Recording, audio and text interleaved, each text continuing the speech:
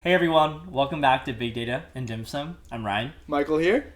Want to give a quick recap of our last episode where we brought on Royu, one of our good friends from high school, well, middle school to high school to now. And we talked a lot about just an important topic for all of us and everyone, which is friendship. We went through our whole, journey as friends, what we appreciate most about friendships now, and ultimately, kind of how we view our friendships and our roles in friendships. So hope you enjoyed that episode, and if you haven't watched it, highly recommend it. Link will be somewhere here. But right now I'm going to let Michael just take it away and introduce what we're talking about this episode. Yeah, just before that though, as in the spirit of friendship, I think we should just offer a plug to our friend Royu. Yeah. His Instagram handle, give him a follow. It'll probably be below somewhere. And if it's not, you can follow up with me. But definitely. And before we say that, be sure to check out our last episode, our previous episodes. Check out our Instagram, bigdata.dimsum, YouTube, bigdata.dimsum, Gmail, bigdata.dimsum@gmail.com. And I'm missing something. No, I think you got all of it. Like email, Spotify, YouTube, Big Data and Dim Sum. You're right. All right, we got that covered. But be sure to follow us and support our content if you don't already do that. Happy to give kind of an intro to this episode. But this week's topic, I feel like we are kind of in the holiday spirit here. We are. Christmas decorations everywhere. I don't know if you see it in frame. Camera probably can't see it in frame, but yeah, we promise it's here. With Christmas now in the rear view, our topic and theme for this week is holidays and shopping, particularly as it relates to holiday shopping. So, why don't we just, lay that out and see where we go from there. I think initially, kind of, let's think and discuss how each of us kind of goes through our shopping processes. How about we start there? Are you a big holiday shopper? That's a really good question. I feel like it's very spotty in terms of it. I think when I was younger, a lot of the shopping culture was around you have a Christmas tree, you have stockings, and obviously you want to be in the festive spirit. But I think since I've been a kid and now I don't believe in Santa, it's changed a ton. Oh man. And I think giving. We may have some 11-year-olds watching that. Oh, sorry. I wasn't trying to spoil it for you younger viewers here, but yeah, he's not real, bro. Damn. I'm telling you how it is, in the real world. Sucks to be an adult. Yeah, but I don't know. I think more recently though, I think it's picking back up more. I think just being more influenced by friends and my girlfriend, where gifts are more of an important part of the family culture and stuff. And I think, I don't know, I feel like I'm learning more the different types of gifts and learning that love language. So I think for me, it's changed where I am a little bit more thoughtful about it. My process during the year now is I keep a page in Notion where each person I'm close to, they have a list of items that I put down as I think of it. Certain friends will be hey, a Best Buy gift card. Royu, who was on the last episode, really loves Best Buy. An example would be that. Or certain things my parents will mention or my friends will mention. And yeah, that's what I'll keep in mind. And I think that's kind of at least been a good starting point for me. Because I would say I'm not the best gift giver. That's not something I, again, grew up doing too much. I'm getting better at it. But yeah, what about you, Michael? How's your gift giving process? I think it's it's all right. What was that? Explain to the audience. It's a whole process. I think, my family and friends, we like to exchange gifts, and I think it's been a process ever since, I had a little bit of money to spend, particularly. Yeah. Cash. No, I'm not just a little, ever since I started making some money on my own, you should at least get a little something. It's a thought. And my family is, not that it's crazy big on gift giving, but it's just a time to sit down and exchange gifts and show someone that you thought about them. Yeah. And you're thankful for them being in your life. I think, in particular, how I go about Christmas shopping, I don't want to say I'm a last minute person, but I feel I can do most of my Christmas shopping in 1 or 2 days. I'm the kind of guy I'll write stuff down as I see things. That could be a good gift. And then one day I'll just be all right, the next 12 hours I'm banging out every single gift I'm ever going to buy. So what does your route look like? Let's say you mapped it out. Are you at every store one day, every hour different store, hitting Best Buy, Macy's, etc.? I will say the in-person stuff, I might spread it out a bit. It would be more opportunistic if I'm okay, I'm in an area where I know I need to get something like this. I'll just swing by and pick it up. but I'm talking about like just online shopping on an Oh, online shoot. Yeah. binge for like 10, 12 hours straight, and just like having like I don't know, a bunch of receipts after that, just buying a You got gift. your League of Legends face on it. Just like clicking on that. Those are Like, dark times, man. But yeah, you have like a bunch of gifts that you buy, and then just all the FedEx notifications and tracking and everything, staying on top of that. But that is the hardest thing when you have like a lot of different bulk gifts and you're not like, because they're all shipped with like different numbers. I think that's the most painful thing about tracking for sure. Yeah. There are apps now that will actually track all your deliveries for you. Oh, really? Yeah. But do you have to like manually input everything, or does it just know like, oh, you ordered from this place, the FedEx number is this, I'm just gonna... Yeah, I think there's actually a way where it can scan your email, your inbox, and know exactly where it's coming from and be able to sort it for you. Yo, that's big brain. Yeah. Yeah. Shout out Locker. Damn, shameless plug right there.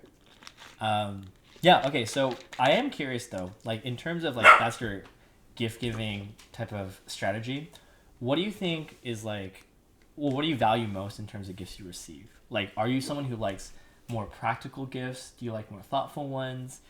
A mix of the two? Like a trip or an experience? Like what's your ideal? Like when someone gets you a gift, you're like, oh my God, I love this. That's tough, man. I feel like I value all of those just separately. I mean, like each one has value to me. Yeah. Like I know, I guess, not that I'm not big on material things, but I do value like experiences. Yeah. And particularly when it's with people you care about. Yeah, I don't want a cop out answer, but I will say like I'm partial to all of them. Like if someone gave me something that showed that they thought of something like an inside joke between us, I'd be like, oh, that's touching. If someone bought me something that I shows like maybe not necessarily like a lot of financial commitment, but like just maybe there's some emotional link to it. Yeah. Like it's like showing someone thinking of you. Like, Yeah. I'm thinking of you. Yeah. Like the text. Exactly. Inside joke from the last episode. It means a lot, and it doesn't even need to be a gift, right? If someone just like took me out to boba or like wanted to hang out, in the spirit of holidays, I'm for it. Like it doesn't need to be anything material. Yeah, I think I agree with you on that too. Like I think maybe just like being in the stage of life where like experiences and exploring the world and seeing things and just the memories. Like I feel like maybe as a more sentimental person, like I do like those thoughtful gifts because I'm thinking back on kind of what I appreciated most about like gifts I've received from like when I was in high school to like now, and I think the biggest ones and the ones that I go back to often are like ones that are like crafts or like letters. Like I think I'm like a big sucker for like handwritten letters. Like I have friends, that are like really about that. And like in high school, I think everyone had a phase where they were writing like letters to friends, like, oh, Merry Christmas, or, like, that type of thing. And so those are nice because I think it's like kind of like making that time and place like a memento. That letter kind of dates you to like back in that time, like 10 years ago, right? And like reminding memos, you. Yeah, exactly. So I think I find that really nice. And I think also experiences like, someone plan a trip for you. Yeah. Or like, just surprise you with an experience that you normally wouldn't go out of your way to do. Yeah. I think that's like the big thing for me as well. Yeah. Do you like signal what you want to people that are able to provide that for you, or are you more so like just surprise me, it's fine? Because I know some people are like very practical with, as you mentioned, with how they go about gift giving and gift receiving. It's like I make a list and this is what I need, and then they'll just tell the person or that person will buy it for them. Yeah, that's a good question. I feel like it's funny because I just have the extremes. Like I've told you these stories before of like my mom's methodology is on one end of the spectrum. Like she will buy the gift for herself and then give me an invoice. Like, hey, reimburse me like $500 from this 1K I spent, And there's the option. Family Expensify. Exactly. Just put it in the family tracking app. Submit your receipts. Yeah, exactly. Using S&P Concur. Just like, your travel expenses go here to your tuition. It's billed to which client? Your son. The drop-down menu is just me. Family. Hey, Vin Diesel would like that app. But I don't know. I would say there's that, and then on the opposite end of the spectrum, I would say actually it's my dad. Where like I think he doesn't really expect anyone to get things for him because he always has the stuff he wants to buy because he's a huge like deal fiend, But I would say that he does appreciate it when you just get him something that it's kind of like similar to you, where like the thought is there and that's what you can appreciate. You know what I mean? So I don't know. But for me personally, I would say that I don't know. I don't really mind if people surprise me or get me something they know I wanted. Like I feel like for me, I'm pretty easygoing. Like I'm a very like chill person as it is, and I don't feel like there's many things I like want so desperately because I feel like if I did, I would just buy it for myself. Yeah. Yeah, Yeah. that's the one caveat of gift giving when you have all this, not all this money, but when you have some money to spend, Yeah. it's like, oh, you can already get what you need. Your necessities are taken care of. It's what you want, but if you really wanted something that badly enough, a lot of people just pull the trigger and buy it themselves. Yeah. Yeah. So I think it's good for those gifts where it's like you wouldn't personally get it for yourself, but it's nice when you get it. Yeah. Like I think I think that's the sweet spot. Yeah. Yeah, exactly. And I think that is a certain level of thoughtfulness of someone who like knows that about you where I know you want to get it for yourself, so I'm going to get it for you. And I know you'd appreciate when you get it. And I think it's hard because those are things you don't really like vocalize too. You're not like, oh, I kind of want this thing, but I wouldn't get it for myself. Like no one says that sentence out loud. Yeah. Outside just now. Yeah. So when you buy gifts, do you buy gifts like thinking in the shoes or for the perspective of the other person you're giving it to, or do you like, I think this is so cool. Yeah. I think they would like it because you think it's like something that's so cool that you like. Yeah. That you just pull the trigger on it. Dude, actually, this reminds me of a conversation I just had. So I was talking with Aylin yesterday, and then her friend's sister's boyfriend bought her like a Swarovski like necklace, right? You know, really nice crystals and whatnot, right? But it was a Donald Duck necklace, and she doesn't like Donald Duck. Like it was just random. He was just like, I bought it for you because like I thought it was funny. Like that was the logic behind it, where it's like one side of the spectrum, right? Where you mentioned like, you know, did you buy it because you wanted to get them that and you thought they like it? Or just is it more like brought you amusement? Yeah, for shits and giggles. Yeah. And I feel like there's two types of shoppers there, right? Sorry, I didn't really answer your question, but I think it was like relevant to that mentality, definitely. You know? There's different people. Yeah. Yeah. I don't know, for me though, I would say that I do think about it, like to an extent, but I'm also really new at this. Or like not new at this, but like getting better at like understanding what a good gift is. So I think I do put into consideration like, one, will you use it? Two, will you appreciate having it? And I think that's really where my like thought process stops. Yeah. What about you? Like how much thought goes into like your gifting? I try to be pretty thoughtful. I feel like I take often a practical approach and see like, what does this person need? And then what does this person want? But then I feel like I sometimes try to spice it up with some like, not a gag gift, but something that shows my personality, a little bit of humor. What's the best gag gift you've given somebody? That's safe for work. Or not safe for work. I'm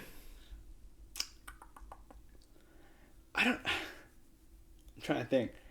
I've definitely like gotten and given like either like articles of clothing or like I don't know, like something with a person's face imprinted on there. Yeah, I was gonna say. Yeah. That is. I don't know. It's like your face on the Los Angeles Lakers, each of the players.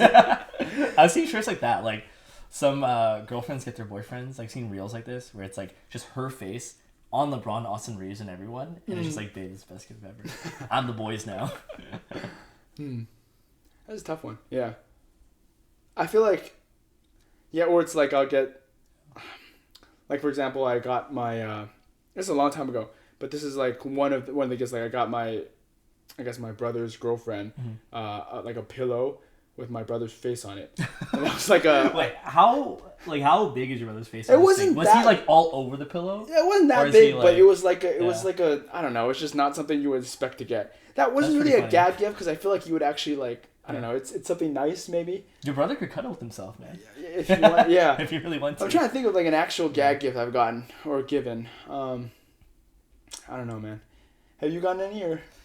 I feel like a lot of the troll gifts are more like through orgs and stuff, but I can't even remember a lot of them. That's more like White Elephant and Secret Santa, right? Yeah. It's less so intentional like gifting of a gag gift to someone. It's more so like, I don't know who's going to get this, but when they get it, they'll have a laugh. Yeah, that's true. Like, it's not directed. Yeah. I think there's a difference between, like, you're planting it because you know that they'll get the joke. Yeah. No, I feel like surprisingly gag gifts aren't as common as I would like to remember. Because I feel like there's thoughts of me where I'm like, oh, I've definitely been in orgs before where we have like a Christmas thing and there's a gag gift there and an inside joke. But at the same time, I feel like it's only really limited to that group because they get the inside joke. But if you tell anyone else you got this random thing, like they'll be like, what does this mean? Yeah. Yeah. All right. What about not gag gift? But what do you think is the worst gift you could give somebody? That's like a serious gift though. And not a troll gift. Like you were intentionally giving someone this gift. Like you think it's a good gift. You think it's a good gift, actually... but it falls flat. Yeah. I feel like there are instances of that are just like poorly timed gifts, right? Yeah. If you're unaware of some context around that person's life and you give them something. Yeah. Right. I don't know if I don't know. For example, like if someone's dog had passed, but you didn't know that, and you gave them, some dog toys for Christmas. Oh, no. Like that would be pretty bad. Yeah. But I don't know. That would be really rough, though. Yeah. Like. Yeah, I know. I feel like there comes a lot of just these like dark humor type of gifts. Yeah. Where just the irony of getting them the thing. There's also a lot of like Chinese customs of gifts you're not supposed to give, right? Yeah. Like anything with the number 4 in it. Yeah, number 4. Yeah. You're never supposed to give shoes. Yeah. Or white chrysanthemums, because apparently it relates to like funerals because they have white chrysanthemums. I could be misquoting this, but I distinctly remember one time giving like Aylin like white chrysanthemums because I'm like, oh, she likes white flowers, this will be good. And then she showed her mom, and her mom's face just turns like, whoa, what the fuck's going on? It's like for funeral. Yeah, and then the white is like a funeral color. Yeah. I guess so. But it's also interesting because in Western culture, black is like more the color, right? And like I feel like you're safe because I don't see any black flowers. Unless that shit's dead. Dead. Yeah, which would be on brand. Oh, dark. Yeah, I know. I feel like there aren't too many truly bad gifts. I think you're right. The mistiming of it and the irony of the gifts. Yeah. But I feel like it's like no matter how, like it depends on how fucked up your humor is though. Because I feel like certain things you're like, oh my gosh, that's like a fucked up gift, but like pretty funny though. Yeah. SAT books. I know some parents give their kids SAT books.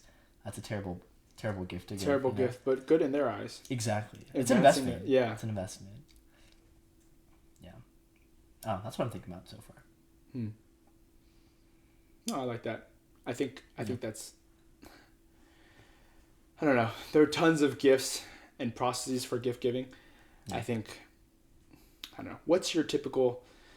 I'd just be curious to know, like, what's your typical, like... I guess let me rephrase this. What are your thoughts around your current process for shopping and any, like, qualms you have with it?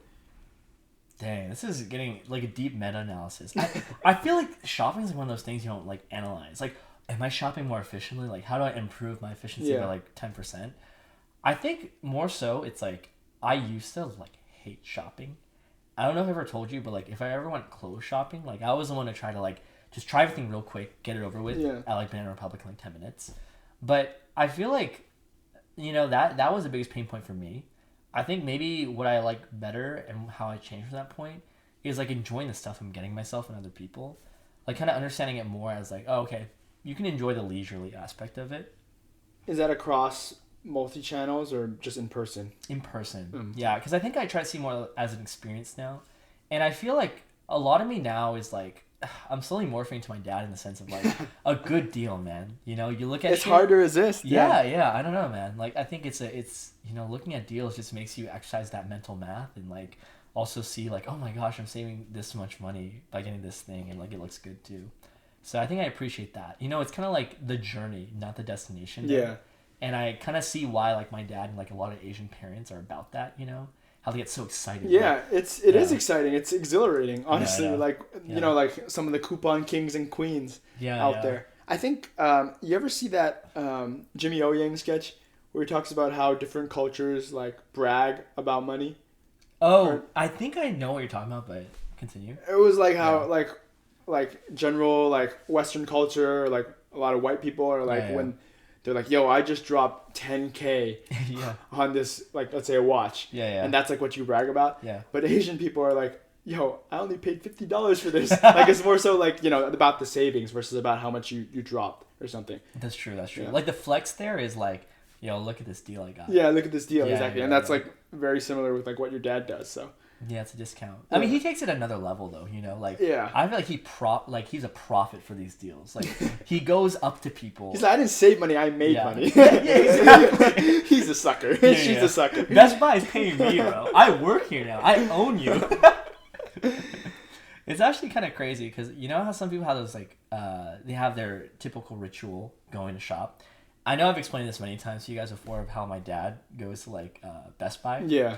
Oh my gosh, dude. Yeah. So for context, like my dad, like not only is he about a good deal, as he mentioned, he like loves bragging about it, but also getting other people on it and making people not lose money. Like his biggest frustration is if you also lost money because you didn't know a good deal. Then he gets mad for you. Yeah. That's why he shows up to Best Buy. Like unannounced on Black Friday. Unsolicited. Not to buy the TV. To save people from themselves. To save people from themselves. Yeah, he's like, you know that TV is $200 off at Fry's, right?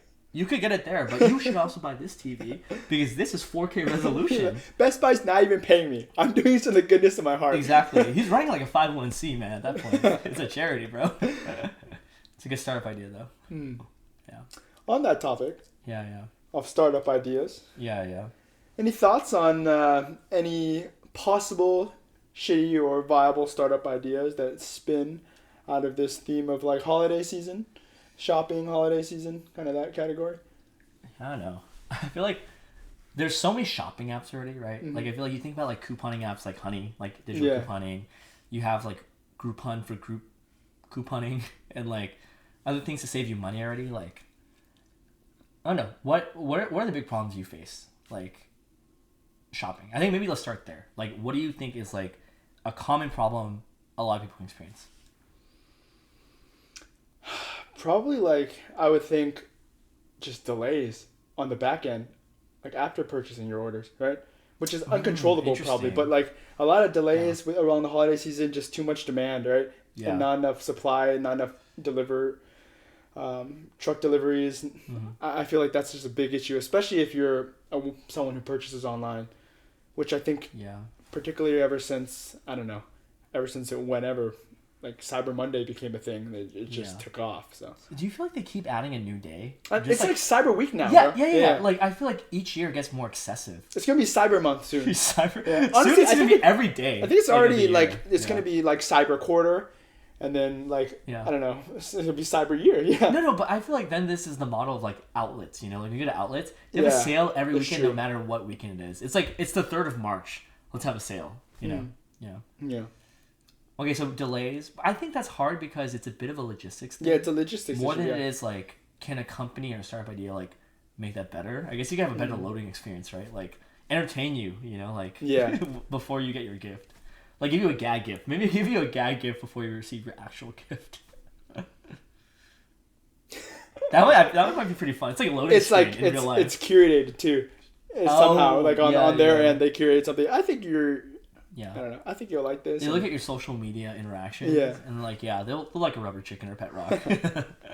Oh, you're talking just the shittiest of gifts. I'm just thinking like whatever's easy and high volume. Yeah.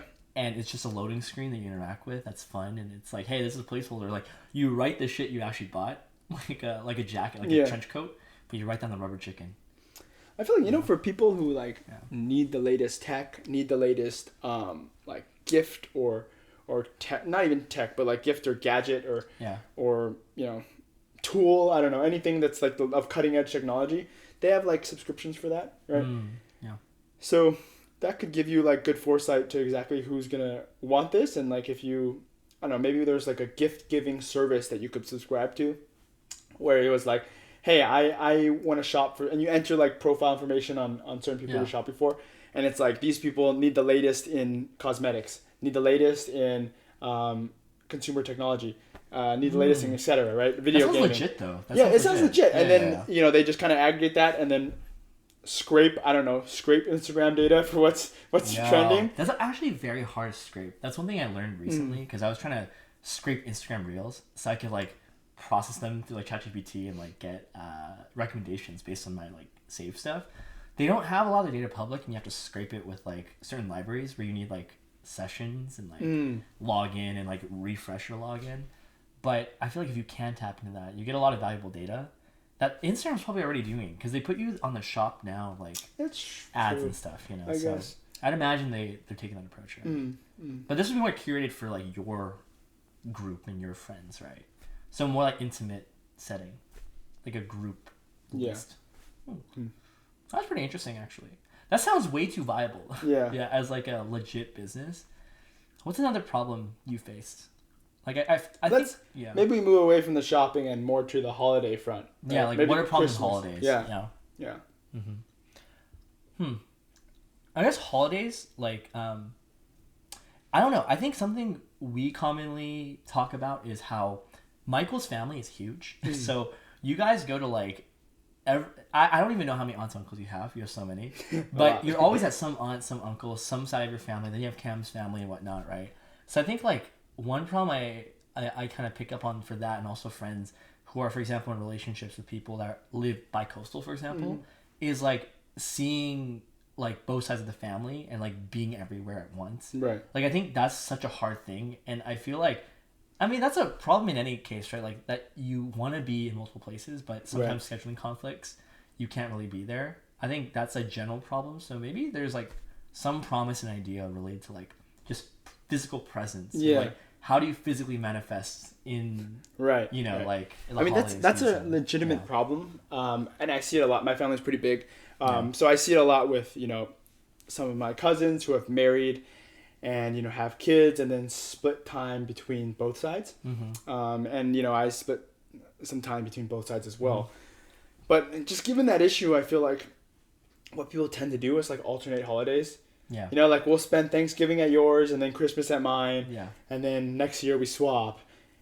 But it'd be nice to be at both places at once, like every single time. I know, right? like a Michael robot. Yeah. He just shows up. Hi, y'all want to move right now? So like having a digital clone, right? Yeah. Or like actually maybe a physical clone of yourself you can deploy and ship in a box, like a suitcase, in a box. We're just rehashing. We're rehashing. We're Yeah. rehashing. This is a multi-purpose Multi-purpose. I multi-purpose like one. it. But Yeah. being able to ship some form of your life form or something, your life presence and your personality to another location. All a they blood have to do sample gets sent to is your open family. up. They just create a clone of you and ship it there, and it does exactly what you want. I thought of a really shitty thing. You know how like we talked about this before of like placeholder people last season, right? Yeah. What if there's just a catalog of people that look like you? Like, and then you hire you people can hire for someone in like the city, because I think there's so many ways you could take it. You right? can toggle for personality traits too. I know. Doesn't get along with this uncle. Exactly, and to make it simple, you just pull from their like dating app data, because they're putting that shit on there already. That's true. So that's true. I think maybe it could be a service where it's like, you can have a digital version of it or a physical version. Like for example, like now I'm hearing like more contract agencies and temp agencies, they're like trying to integrate like ChatGPT and like AI, generative AI, right? So of course. there's like already staffing agencies for physical roles, right? Like physical people to do the job, but now there's also like GPT agents that do marketing or like software, technical writing, that type of thing. And I saw an MVP recently that was like a spreadsheet, like a Airtable that just did that. And I'm like, maybe there's like a kind of market for that, but on the side of like, presence of like, you can hire like this digital representation of you that has all the fancy gadgets, or like someone that looks like you, that can act like you, and just be your representation and knows about your story. Like trained a trained actor. Yeah. Yeah, like tapping in your like Hollywood actors and just be like, I want Brad Pitt to play me. yeah, maybe not that ambitious. Why not, man? I guess Snoop Dogg to play me, man. That'd be fire, man. I mean, as long as people don't get too creative with the certain things, it can become quite a hassle. Depends how much AI you integrate into it. Yeah. But I don't know, which direction do you want to take it? I feel like we have a winner in terms of concept, though. Like, that we want a stand-in for us, right? Yeah. But we don't want it to just be a placeholder person. No. It's more than just that. It's more intimate. It is. Yeah. I know. What do you think is like a viable direction forward? That's kind of like out of reach, but I mean, would you be able to literally would you be able to control some, I guess, either a hologram or maybe even a physical robot to carry out conversations and activities for you? Yeah, I feel like this might be a good like way for you to like integrate like VR stuff too. Yeah. You know how like you can get into the metaverse? Mm-hmm. Maybe that metaverse thing could control a robot. It translates back to signals. Yeah. Or a person. Like, wait, I just thought about that. It's so dumb. What if you do in VR and then it translates your emotions and what you're trying to convey into like a script into like someone's headphone? So you are controlling So it's someone. literally controlling another person. You're controlling someone else like via context clues. It's like a hidden camera show. Yeah. But you're it's doing like the VR impractical actions. jokesters or Impractical jokers. Yeah. Jokers, yeah. Which is a great show. Like I went on a binge like 2 months ago. Love that shit. So fun to watch. It's funny. Yeah. We're not sponsored by them, but they're a great show. Yeah. But I don't know. What do you think about that though? Maybe that might be a direction we could take it. Yeah, I'm down to ride it out. Let's see where we can take it. Yeah. Okay. All right. Well, let's sum up the concept we're going for right now. So, Michael, could you explain back what I said to you? Because I want to make sure it's coherent. Nice way to punt this on me, man. Yeah. I delegate, bro. I delegate to you. It sounds like, I mean, I think we know what the problem is. It sounds like our solution is being able to have it's a service that enlists actors to use some headset or VR technology to be able to be controlled and fed a script by you wherever you are across the country, across the world, being able to feed them a script based on what you want to convey to your family on the holidays. Exactly. And it's more intimate because there's actually a person involved. Yeah. Because I think the first cut, what we just came up with was kind of like, oh, what if we keep it digitally? But no one wants a digital person. No, right? They want the warmth of the person. They want to be able to hug you. Yeah. Exactly. And they want the likeness of you, right? So at the end of the day, right, like, in the perspective of like older relatives you haven't seen in a while, that actually could be Michael. Yeah. Like it's close enough. Is this person wearing like a digital mask that like will have your facial expressions? No, I feel like that might be a little bit too much out of scope and expensive to do. It would be very expensive. I feel like what it should be is like you have trained actors, but they're just being fed instructions, like hidden camera shows, right? They already exist, and also the technology to do the VR actions exists already. And then translating intent and experiences can happen through LLMs. Like they can take input of your audio and also your actions, and it could interpret what those signals mean and feed like a direction of hug your aunt right now, say hi. But maybe they'll have like something like an Apple or Google Glass. Yeah. So you can still see. Actually visualize what they're seeing. Yeah. So that way it's real time for both sides. That's what I'm thinking of. I like that. I think that would be key to be able to actually like see what they're seeing and be able to. I mean, there are multiple ways you can go about it, but I think like having a Google Glass or some lens or even like having just a camera attached to them, it can be as bare bones as that. Oh, the Humane. You know the Humane pin? It recently came out. Like Humane is a like a startup where they have this like pin where it visualizes like a hologram on your finger, so you can like control things, kind of like the futuristic movies we watch. Yeah. Like what's that movie with Tom Cruise? The one where Minority Report, where they have like all the holograms and shit. So you could do that where you have like a pin because it's a camera and it's also holographic, and they could look at instructions and do stuff without it being too obvious, but still have a personal touch to it. So the technology's out there to actually integrate with. It's just the use case necessarily isn't. I don't know. I feel like it's a bit of a stretch, but. Yeah, I guess the I think question it's definitely is like, on the shittier side, but who are we targeting though? Like, who would love this service? And I feel like it's like busy professionals that have family and friends all over the place. Yeah, that want to be able to see them. They would use it. I'd say. Yeah, I mean, I think so. I mean, the issue is like, okay, what's to say? Just playing devil's advocate. If someone were to be a professional who has a very busy schedule and they travel quite often, like for that person, how much would this service have to cost for them to be able to choose this over literally trying to book a last minute flight and be two places at once? That's hard because a lot of plans are on Christmas Eve or Christmas or Thanksgiving Day, right? Yeah. So it's a bit hard because you physically just can't make it, especially with TSA checks, with your flights getting delayed and like high volume of flights. I think it's a real problem because you really can't be two places at once. Even if you try, you're going to half-ass both. Yeah, but do you think that this product will be received as half-assed by the end consumer anyways? I think it will full-ass it because there's a full-ass person there. But it's I feel like you'll still get the sentiment that this person couldn't even come in person. It's like True, getting a true. holiday gram, right? Or it's like, Yeah. hey, Merry Christmas. Yeah.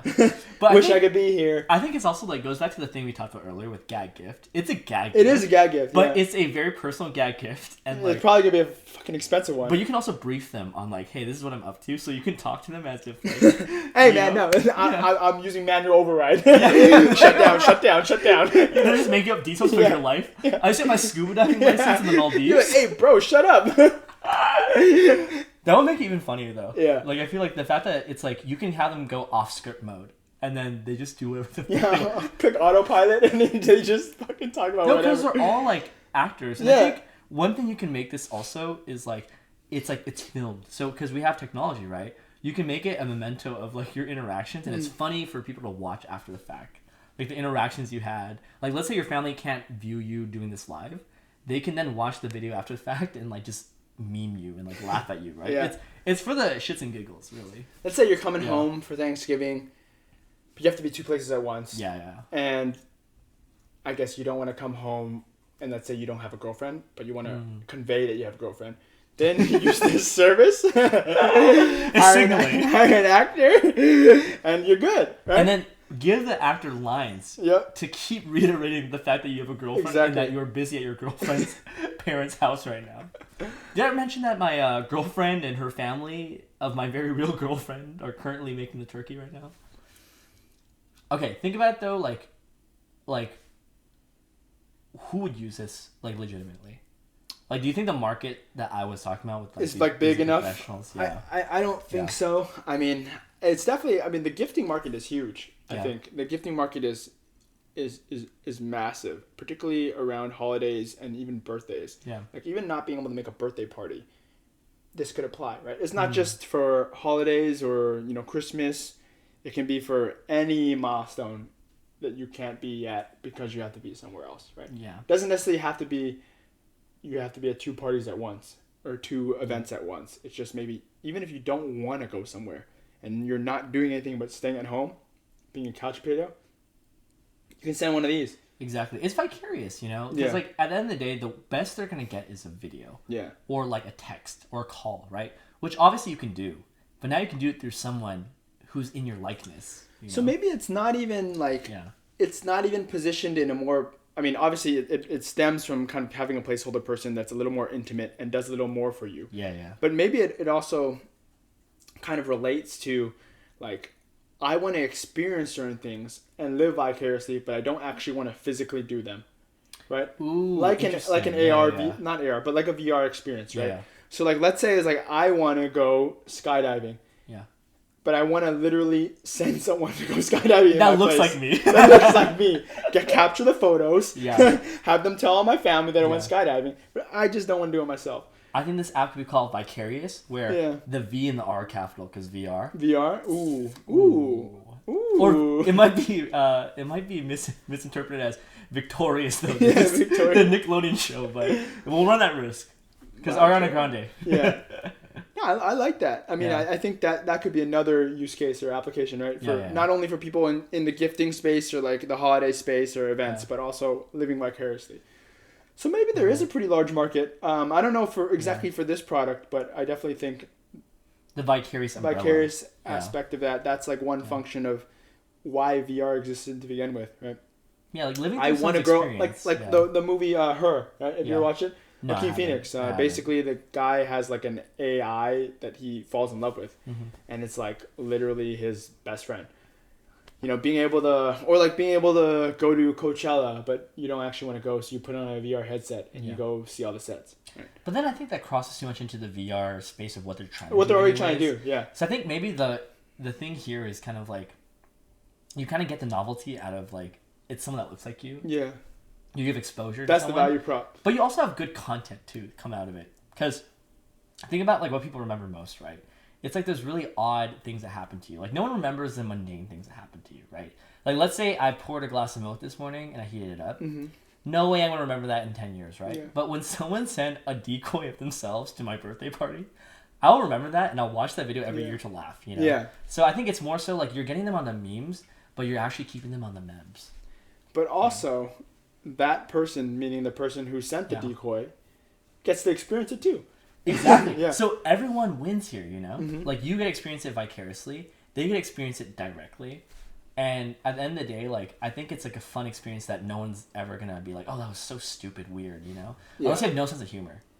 Some Yeah. people might find it offensive. to be Yeah. honest. I can also see Yeah, that being a that's backlash. true. Like, you know, Yeah. my own son didn't make it to my 90th birthday.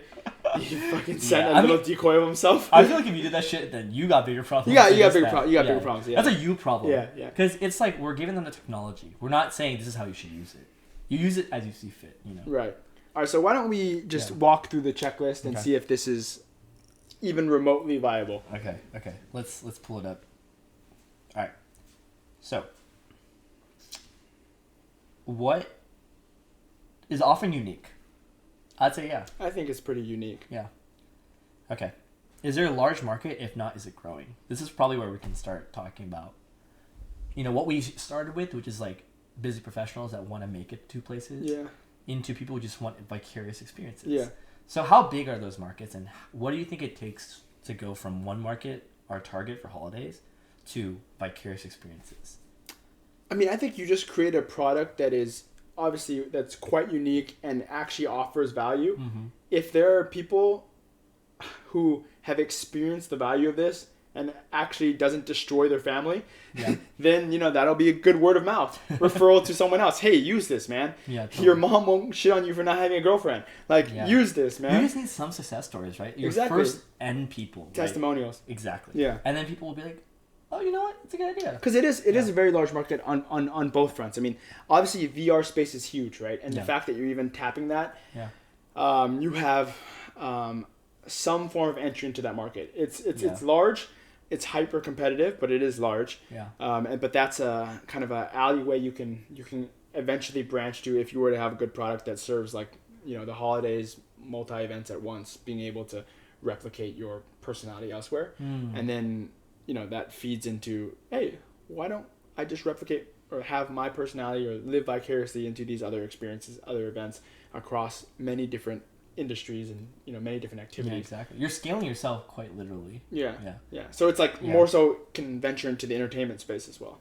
Yeah, and then I think it also is good exposure for the person doing this because they're learning to they're being a character actor. Yeah. For randos. Yeah. You know? Yeah. It's like good. Yeah. It's like you're Yeah. trying to make it in Hollywood. You should enlist with us. So you can have it. You It's make dual money while side. you It's a dual-sided practice. platform, right? Yeah, yeah. Yeah. Like Dual-sided. you're practicing with a new audience is a dynamic situation. Yeah. You know, maybe Gig economy, bro. Yeah. Yeah. Definitely. And you just sign up on Uber in the future. We get acquired by Uber. Yeah. Okay, maybe You're an that's- Uber yeah. driver. You're a Lyft driver. You're a vicarious. You're a person. vicarious person. Yeah. A VP. A VIP. VIP. Vicarious important person. Okay, so market, we can see that there is a market. Mhm. Large market still debatable because we need to break past a certain mass in Yeah. testimonial, like kind of critical mass. Okay, is there current traction or the potential for product market fit? Yeah, I'd say so. It's a soft yeah though. It's not like a for sure people are banging down our doors for this type of thing. It's on the shittier side. It's more of a gag gift right now, Yeah. but it could be a legit thing in the future. It's tough to pinpoint like consumer sentiment, consumer behavior. Yeah. So I'm kind of leaning towards no, but I can see where you're at a soft yeah. Yeah. I think it's more so like, you know, for product market fit, it's like once people really love the novelty of things, right? Like when there's a new trend, even if it's stupid, like think about all the different things that people did in the past, right? Cinnamon spice challenge, Yeah. right? Like all these things where it's dumb when you think about it, but it's like, oh, it's actually pretty viral, right? Imagine you see a video of someone showing up to your like family gathering. You know, Yeah. you know, who the fuck is this guy? It's just And then everyone starts hopping like, oh, actually, I would do that for my I family. see the virality of the gag aspect, but I'm just thinking like on the other side of the marketplace, like sourcing people to work and act for you. Yeah. You either have to give them significant acting exposure, like Yeah. become some crazy method actor, like Yeah. these psychos who love method acting, right? Yeah. You might get some psychos there. Or you have to like pay them and compensate them in some way. Which you would though, because the idea is you're paying them to do this. Like you start with a market that's willing to pay a premium for this. Right, and then then Yeah. that comes to the issue of like, okay, say you pay them and somehow get product market fit, like how do you monetize, right? True. Then it's harder to scale once you hit PMF. Right. So if there's a way to enlist like starving actors who are willing to become method actors for this and just get the reps up, that is the best way. Yeah, I think if you can pay more than what their secondary job would pay them, right? Because Sure, I feel like these would be you have to pay them actors some amount. Sure, exactly. sure. Yeah, where it's a better deal for them to try this, and they're getting the reps in, but it's also fun for them. Is there a current traction or the potential for product market fit here? I don't know. I feel like it's a maybe for me. What do you think?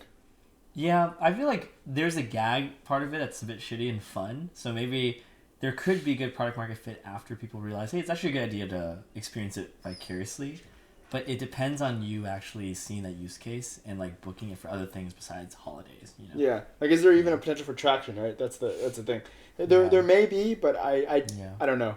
It has to go viral, and that's a really big if. Yeah. Yeah. Okay. I guess next one would be solid business model with path to monetization. Do you see that?